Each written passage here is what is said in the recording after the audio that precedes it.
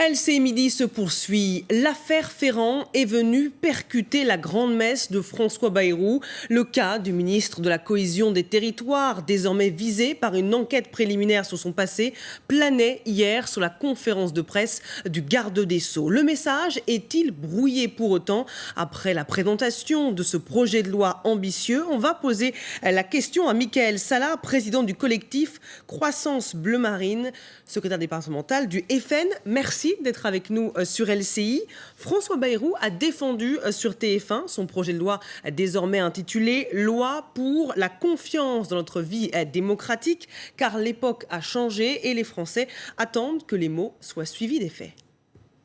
Les citoyens ont le sentiment qu'ils ne peuvent plus faire confiance à leur vie publique. Là, on a voulu tout de suite montrer que l'action publique pouvait redevenir efficace et que les principes pouvaient sortir du domaine des mots pour entrer dans le domaine des faits. Serez-vous prêt à voter cette loi ? La loi sur la moralisation, la dite moralisation de la vie politique. Alors écoutez, il y a un certain nombre de choses positives dans cette loi, indéniablement, notamment, je crois, le projet de la Banque démocratique, pour lequel nous militons, nous, au Front National, depuis des années, parce que vous n'êtes pas sans savoir qu'on est aujourd'hui dans une démocratie qui n'en a guère plus que le nom, en ce sens que, quand vous êtes le Front National ou un candidat Front National et que vous voulez emprunter de l'argent aux banques, sans risque, puisque la barre qui nous permet de voir nos dépenses de campagne remboursées est certaine d'être passée, eh bien vous ne trouvez pas de banque pour vous prêter. Ça veut dire quoi ? On rappelle en ce moment que le FN a lancé un appel aux Français pour financer sa campagne des législatives. C'est l'emprunt patriotique. Oui, absolument. C'est le crowdfunding façon patriote, voyez-vous. Eh bien, pourquoi faisons-nous ça ? Parce qu'aujourd'hui, on est dans une république où on risque de voir les banques choisir quels sont les candidats qui vont se présenter. Et ça n'est pas du tout démocratique. Donc ça, c'est une bonne chose dans cette loi. Il nous semble que cette loi a des manques, des carences, notamment sur le pantouflage. Vous voyez, le pantouflage, je ne sais pas si les Français savent bien ce que c'est le pantouflage.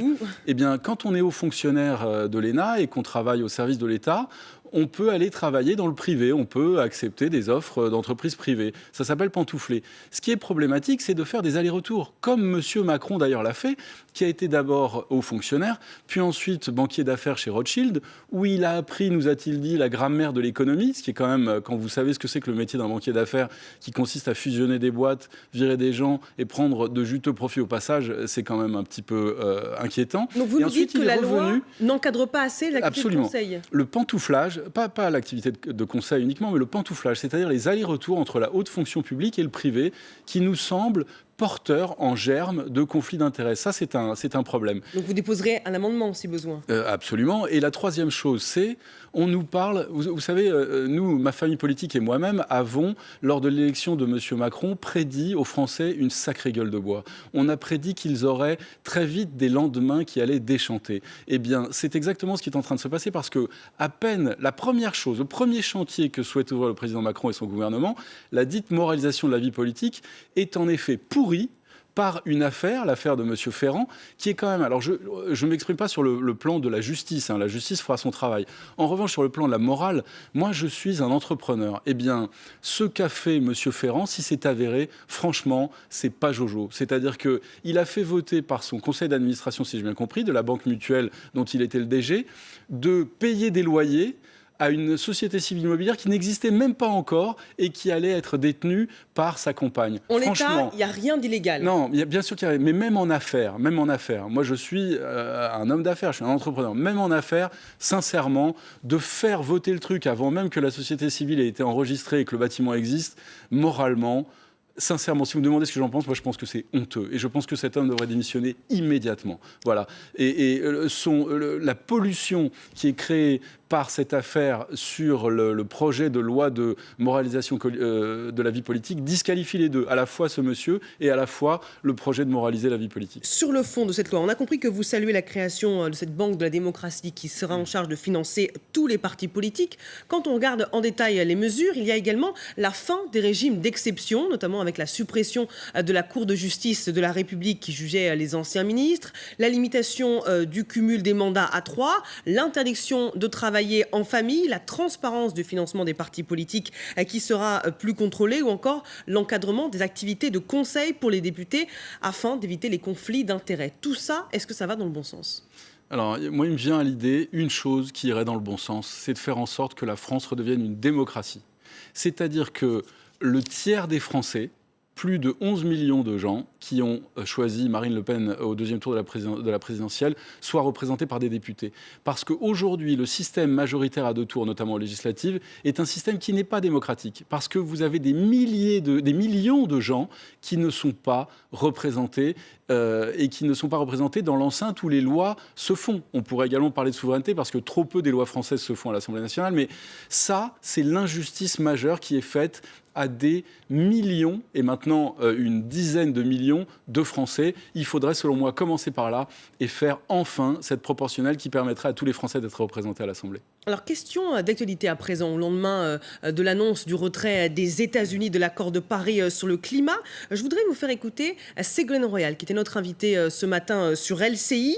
On sait que cette annonce, concrètement, il faudra attendre 3 ans avant de pouvoir dénoncer l'accord, à quoi s'ajoute un préavis d'1 an après la notification du retrait du pays.